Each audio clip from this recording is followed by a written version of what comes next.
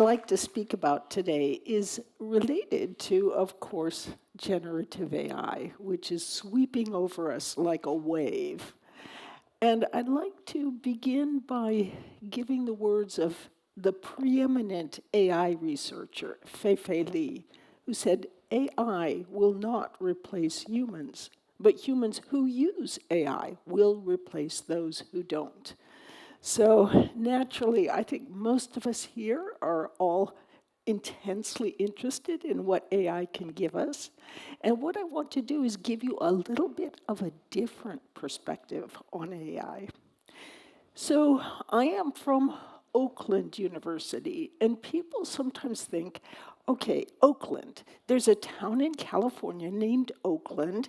That's where she's from. It's warm, there's palm trees. But actually, I'm from Oakland University in Michigan, and that's me going to work on a typical February day. So I teach, as Preben had mentioned, the course Learning How to Learn with Terry Sanowski, who's the Francis Crick professor at the Salk Institute. And here is Terry going to work, or taking a little break from his day job in February in La Jolla, California. So that's one of the great things about online teaching, is that not only can students get together from all over the world, but even the instructors can come from very different backgrounds. Now, to my shock, I was invited to speak at Harvard. I was a nervous wreck because, it's like Harvard. And I walked into the room and I was even more nervous because it was packed, standing room only, all around the edges. And I thought, why are there so many people here? It turns out our one little course, made for virtually nothing, mostly in my basement, that's my basement right there, had on the order of the same number of students as all of Harvard's massive open online courses and online courses put together, made for millions of dollars with hundreds of people. And what this tells you is that people worldwide are starved for fresh, well-grounded in research, neuroscientifically based information about how we can learn effectively. So why I am here today is to talk a little bit, of course, about generative AI. And let's back up a step and get a sense of what ChatGPT, for example, does. So we often know that it functions to some extent by predicting the next words in sentences. But of course, it's doing far more than that. It's through clever word embeddings, it is able to numerically relate words in sentences to one another.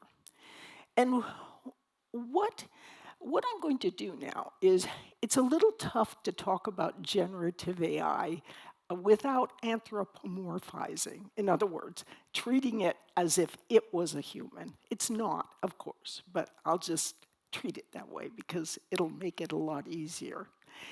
But if you think about it, about 5 years ago, if you went to Google Translate, what it would do is it would give you these horrible translations. And the reasons for it was that by the time it got to the end of a sentence, it forgot what was at the beginning of a sentence. But again, these clever word embeddings not only allow for relationships within sentences, but in entire essays and large swaths of the internet. So I want to back up a bit more and give you a little sense of the history. This is like your 2-minute tour of the history of generative AI. In 2017, a paper was published called Attention is All You Need. Now, Terry Sanowski, my colleague, is the president of the Neuroinformation Processing Society that published this paper. And he told me, he said, when they submitted this paper, we thought it was basically a nothing burger. We put it off. We didn't even say it should be a regular presentation. We just kind of put it off in the corner. A grad student gave the presentation as a poster session. But it turns out that this one paper is so important that it has now been cited over 100,000 times. And the reason this paper is so important is that it introduced the idea of the transformer. And the transformer is, if you look at these authors, the authors of this paper about transformers, they were Google engineers for the most part. And Google just looked at the paper, looked at the results and said, seems too complex. This transformer thing, we're not going to do it. So all of these engineers went off to help start things like Anthropic with Claude to help provide the impetus behind ChatGPT and so forth. So before I talk a tiny bit about transformers, I want to give you, I hope, a little sense of what transformers can do. Sometimes it makes me a little surprised because around 500 years ago, people used to believe the Earth is the center of the universe, everything revolves around us. And we're doing a little bit of the equivalent of that false solipsism today, because we say, oh, humans are the only ones who can be creative. But the reality is, creativity can arise from many different sources. And so what I hope to introduce you to is this app called Suno. So if the sound works, we will see if it does. We'll see. What I did was I went to Suno and I entered in the name of the paper. Attention is all you need, and a little bit of technical information about transformers. And then, fingers crossed, this is what came out. Recurrent thoughts, they go in loops, caught up in endless feedback hoops, decoding life through tangled webs. So you can see there's real creativity that comes from transformers because, as you will see, transformers operate in a way that's remarkably similar to the human brain. Now, for you, if you have a boyfriend or a girlfriend or a husband or wife you would like to impress, put their name into Suno and a little bit about their characteristics, present them with their song, and they will see you as, oh, you are so creative. Actually, you are. You are co-creating with the creativity of generative AI. So what is a transformer? Very briefly, it has two parts to it. It has the encoder, which you feed the prompt into, and then it has the decoder, which gives you back the information that you've requested, and more, or occasionally hallucinates. But what we're really interested in here is that the flow of information through transformers in AI is incredibly similar to that of the flow of information through that human brain. So what this means is, if we know a little bit about how the brain works when it's learning, we can actually use generative AI more easily to help us with understanding and using generative AI. So let's look at how the brain learns. So the brain is very complex, but it has its, as one of its fundamental building blocks, the neuron. Now, the neuron is, here's your 30 seconds of neuroscience. It's got these legs on it, which are called dendrites. It's got little toes emerging from the legs. Those are called dendritic spines. And then it has an axon that reaches out. And all neurons do is they like to reach out and tickle the toes of an adjoining neuron. Now, what's happening is they're sending signals, largely electrical, a little neurotransmitters, to jump that gap. And what this is doing is whenever you are learning something, you are actually creating a connection, a cluster of connected neurons in long-term memory in the neocortex. Unfortunately, over the last decades, educators and psychologists have told us, you don't need to remember things. You can always just look it up. But would I speak Danish, for example, if I always just use Google Translate to look it up? No. You need to have that information sort of coded into your brain in order to be able to learn effectively. Now, how do you strengthen those neurons? You simply practice, but practice in a special way. So those connections will grow stronger. And ultimately, though, if you do not practice, what can happen is, let's say you learn something, but you don't think about it again, use it again. Your little synaptic janitors will sweep those connections away. So what you're doing when you're learning is you are creating those nice cluster, those sets of links, which are growing stronger through practice so you can easily pull them to mind when you need them. And this brings me to a very important idea, and that relates to the concept of metaphor. Now, when you learn one thing, you can use it as a bridge to more easily understand a new concept you're learning. So let's say you understand how water flows. Of course, when you were a little kid, you'd play with water, and it took you quite a while to understand that seemingly simple concept of the current, the flow of water. But once you understand that one concept, you can use that cluster of neurons to help you better understand the idea of electrical current flow. So metaphor is very important in learning. We're often using it as we connect the new concepts with what we've learned before. So this brings me to when I wrote the book, A Mind for Numbers. You may not know, but when you publish a book, my publisher is Penguin Random House.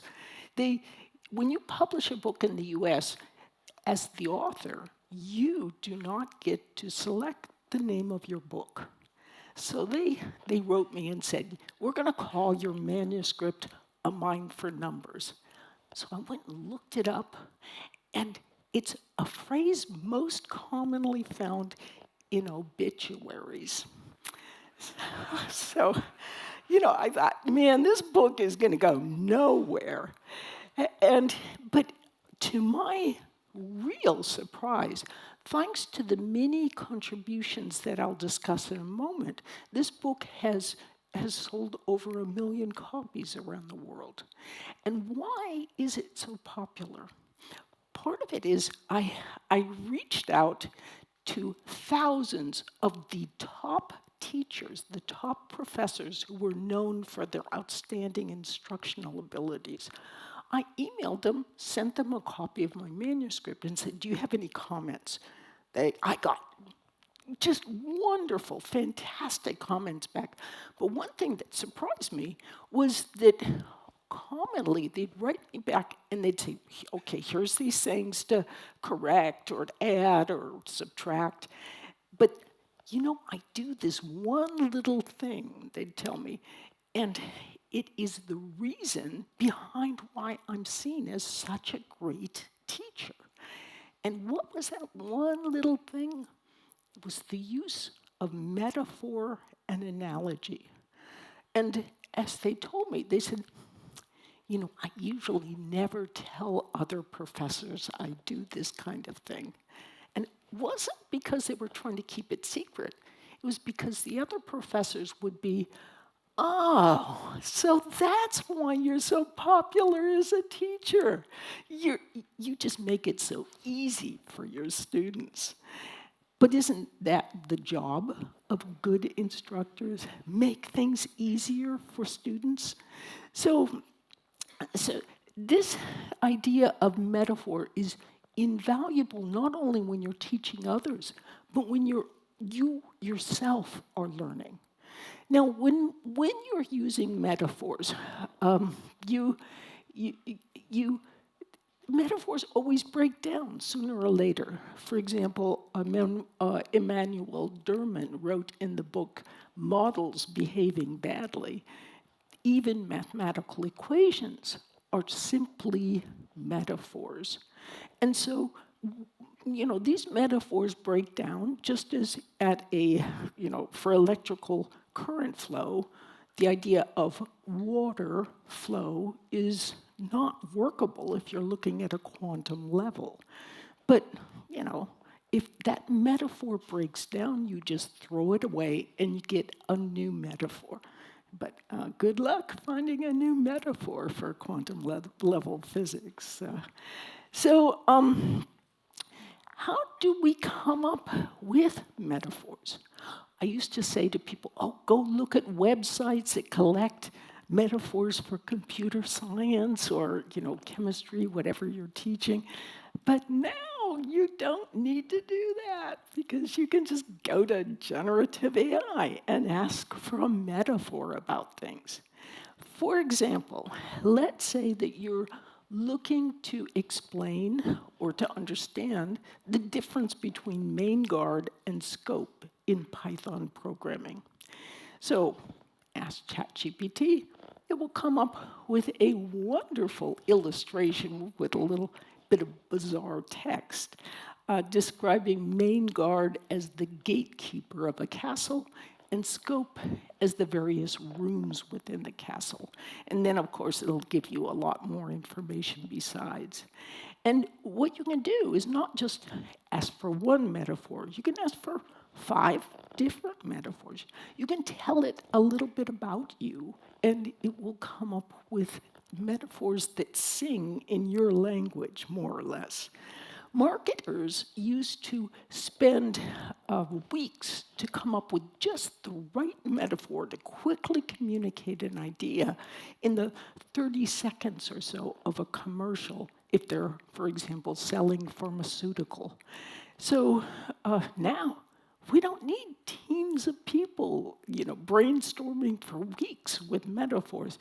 We can use generative AI, and it can be incredibly helpful. Now, you've all used generative AI, but I just want to give you a metaphor to help you put it in a bit of context. These foundational large language models, like ChatGPT, Claude, and so forth, you can think of them as engines in a car. So if you learn how to drive a car, and you get into a car with a different engine, it's not that big a deal. You still can, it has a little bit of difference in handling characteristics, but it still all works quite nicely. And so if you think of these as engines, it will help you. But I do want to talk a bit about that difference in handling characteristics.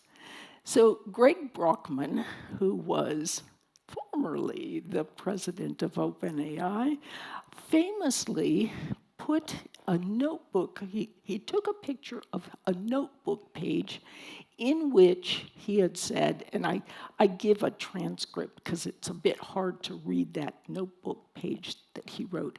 He said, "My joke website, really dumb joke 1, push to reveal punchline, same but joke 2, and then push again."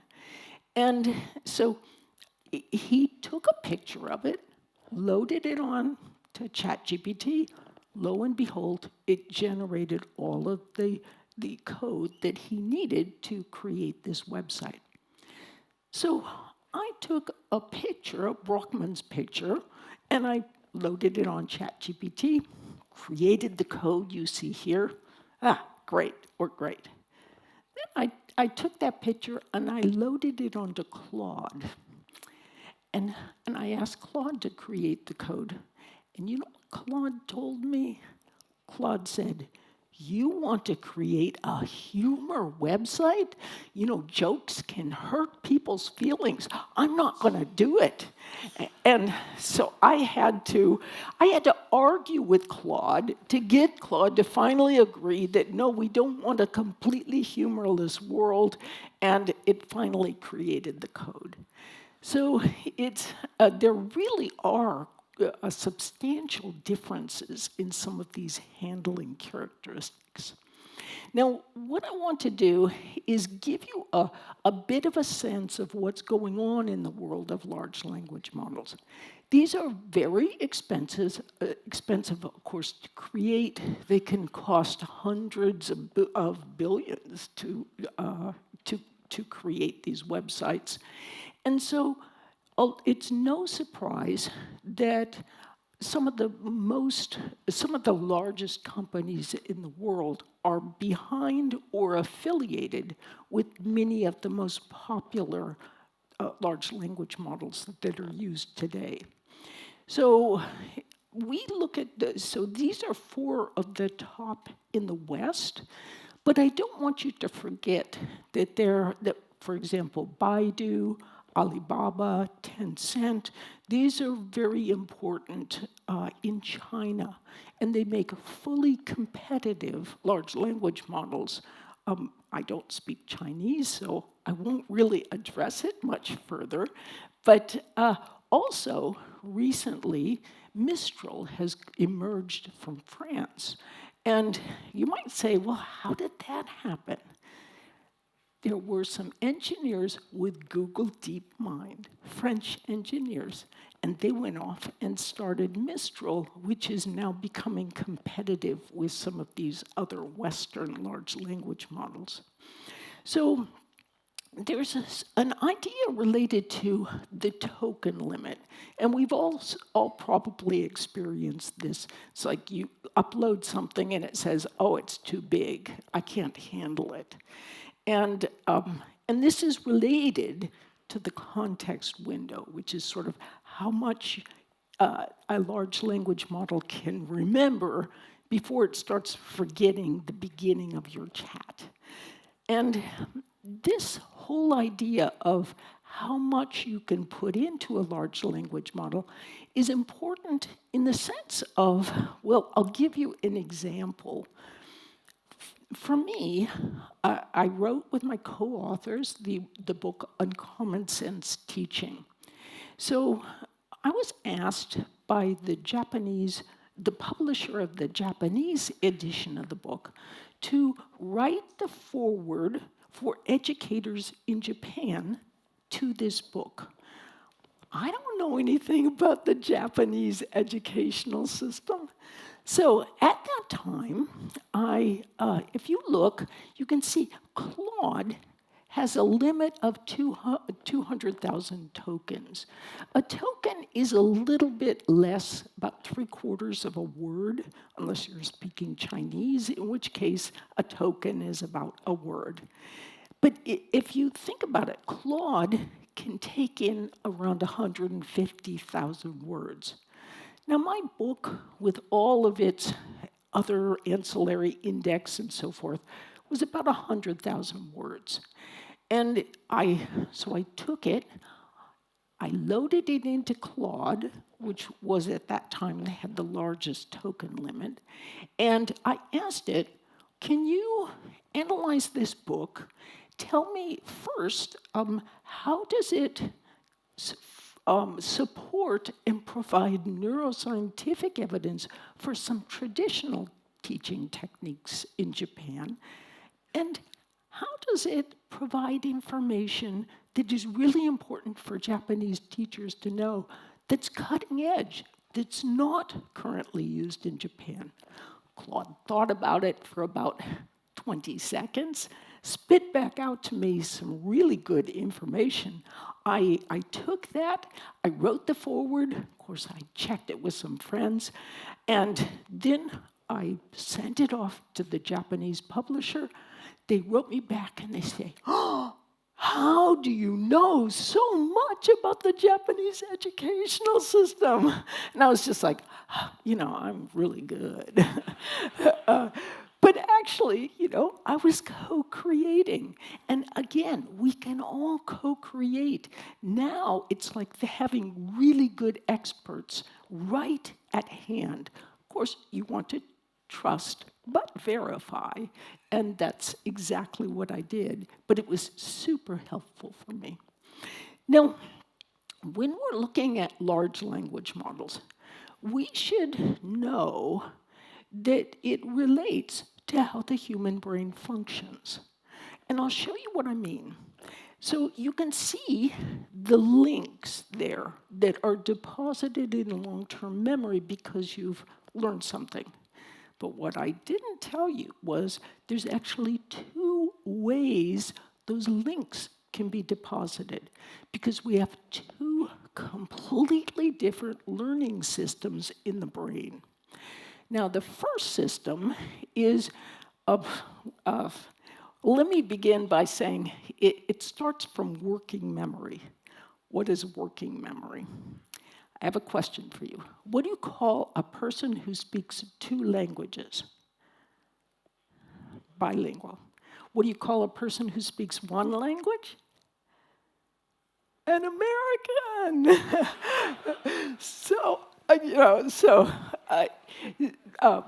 I was a typical American when I was young, and I wanted to learn another language. But what you all here is bilingual. So it's a wonderful thing. And you can use this to understand the idea of working memory. When you're holding a sentence in one language in mind, and then you translate it to another language, that's using your working memory, which is mostly in the prefrontal cortex. I modeled that with a little octopus because it's got arms that can hold information temporarily. So you are taking into your working memory right now the information I'm sharing with you. It's going through your hippocampus and into long-term memory. This is declarative learning. But the other pathway I was mentioning involves automatic, sort of habitual ways of learning about things.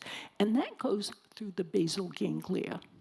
So you don't need to remember the neural terminology, but just that idea of two different pathways.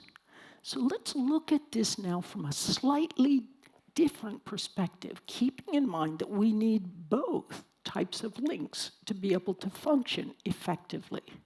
So that very light gray box that you see, or kind of bluish box there, symbolizes the declarative hippocampal learning.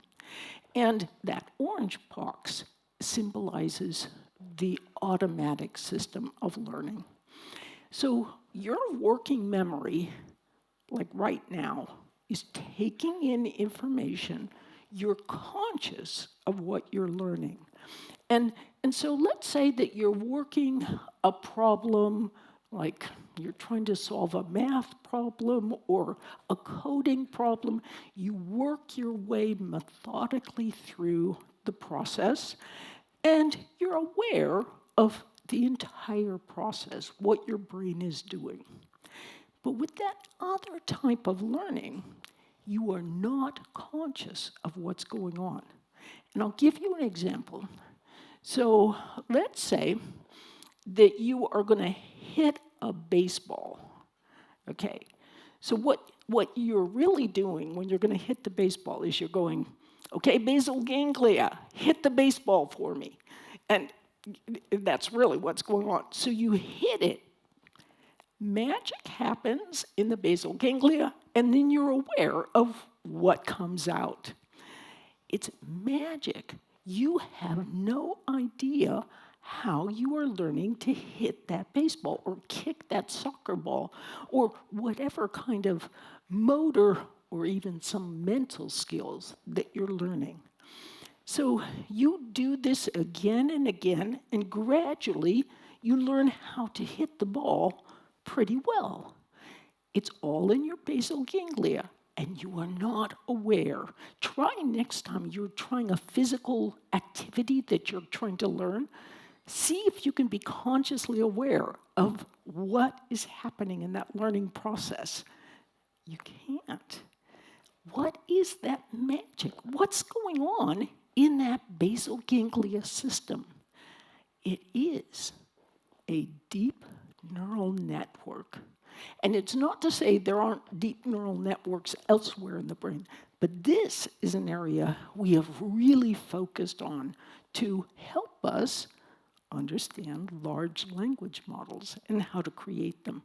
So every time you might hit that ball, what's happening is you hit the ball and your neural net, if you look, those circles represent neurons. And the lines in between them represent the axon, the dendritic spine, and the dendrite as leading to the next neuron. This is called a deep neural network because it has a number of layers. And it took many decades through the summers and the winters of AI research to discover that a deep set of layers was needed, just like in the human brain. And in fact, AI, the research in AI and the research in neuroscience has proceeded hand in hand through the decades, each informing one another as they were doing the research. When neuroscientists would get stuck, they'd go to AI. When AI would get stuck, they'd say, how does the brain really do this? So it's no surprise that they're so remarkably similar to one another between what's going on in the basal ganglia and what's going on in large language models. So as we're learning to hit the ball, we practice again and again. We are strengthening some of those connections.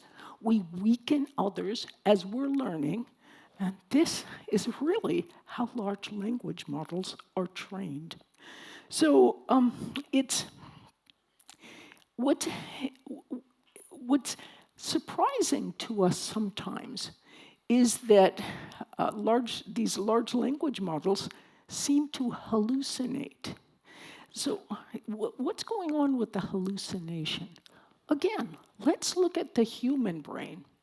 If you knock out that hippocampal circuit, for example, this is what happens in those with Alzheimer's.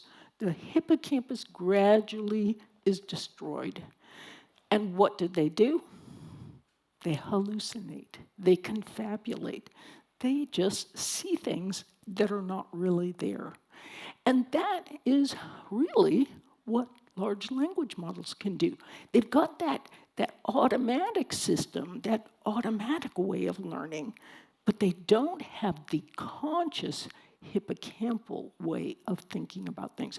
People are trying to replicate that more declarative approach now with chain of thought, reasoning, and so forth, but it's still not quite conscious. And so there's still these hallucinations that can take place. In fact, for teachers, for example, like me, it has really pulled the rug out from under us. It not only can AI hallucinate, which is a problem for all of us, But for us teachers, it creates a worse problem because even if it does not hallucinate, it provides easy answers for all the essays and the homework assignments we used to give. So academics tend to hate generative AI because, it's made our job a lot more difficult. And the reality is, for all of us, as this one recent research paper has shown, the unpleasantness of thinking is what it's called. It's really hard to learn new things. And this is part of why students have always looked for easier ways around. And in fact, now what can happen, and what you will probably see with young programmers, is they will just give a question to ChatGPT, get the answer back, and they think they've got it. That's all you need. But again, it's like, could I speak Danish if I just used generative AI? No, I couldn't. It is important for people to really learn how to do the basics themselves. And it's all the more important for this reason. Now, there's something called the Flynn Effect, and this was that IQ scores have been found, there's very good evidence for this, to have increased from the 1930s to the 1970s. And, researchers all wanted to figure out why this happened, and their conclusion was it was education that provided these increased opportunities that help people become more cognitively enhanced in some sense. But since the 1970s, guess what? A lot of research is beginning to show that IQ scores have been declining. What happened in the 70s? As it turns out, that's when calculators came out. So you might say, it's those evil calculators. Oh, terrible, terrible. But it's not the calculators.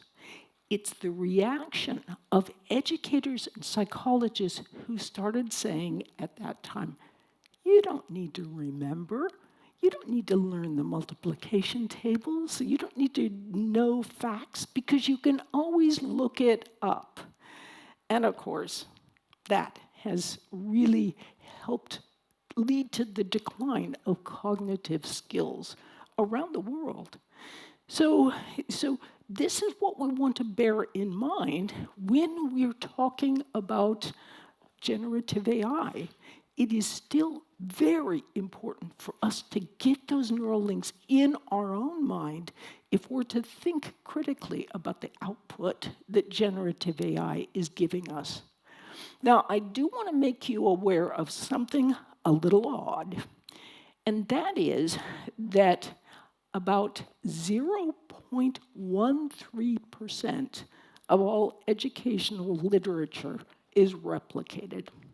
So if you look at the body of educational research literature, guess how much people actually go and check by repeating the experiment? Less than 1%. So that means you can publish anything you want, and people will, oh yeah, that's the latest new thing.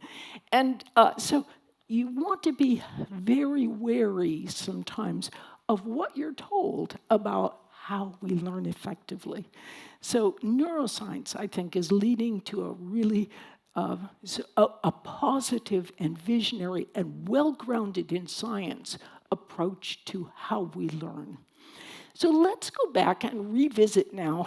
I'm going to give you a broader overview of how to think about that complex world of all the new apps and so forth that are springing out towards us.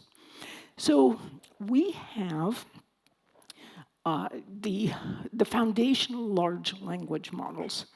And the preeminent one of those is ChatGPT, of course, because it's first out of the gate, and it's also affiliated with Microsoft, which gives it a little more oomph even. Now, there's a lot of apps that grow they've sprung primarily from ChatGPT, at least to start with here. Now, I want to make you aware of a concept called the wrapper. And a wrapper is not like a singer, it's a wrapper like a candy wrapper. And a wrapper is an app that uses ChatGPT or another large language model. You know, it's like a dashboard that sits in front of that large language model. So there's lots of dashboard apps that are writing assistants, for example. But one thing that we all know is you can only subscribe to so many large language models, only subscribe to so many apps. So what people are beginning to find, for example, is writing assistants. There's some really good ones. I'm very impressed by Write Sonic. You can actually take a research paper and it will turn it into a podcast. It's bizarre. I mean, and they'll even say things like, well, I was sitting in the lab one day and suddenly this, you know, and you're like, where did it come up with this? But on the other hand, Jasper has been in the news because people are beginning to realize that a lot of the dashboard activities of Jasper that can help you write more effectively, you can simply go to ChatGPT directly without using Jasper, and it's pretty much just as good. So there's also a lot of research apps. I'm showing a few of the most prominent here. And what's different about these research apps is they're often trained on research rather than the web as a whole or parts of the web. So, for example, Semantic Scholar has been trained on over 200 million different research articles. So it has a very different flavor than going to, for example, ChatGPT. And although it's informed by the information from ChatGPT. So these can be very helpful for you. I like to use the website Cite, that's SCITE_. You can go in, ask it for the latest research on whatever your topic is, and you can watch it write a sort of a quick literature review and provide the research references, and then it will go back and check those references. So it's much better than simply going to ChatGPT, for example. Now, there's also live to internet, such as Copilot, and there's a lot of PowerPoint generators. Personally, I don't find PowerPoint generators to be, I mean, can you imagine that this presentation being generated by a PowerPoint generator? It would be a bunch of bullet points and a few generic pictures.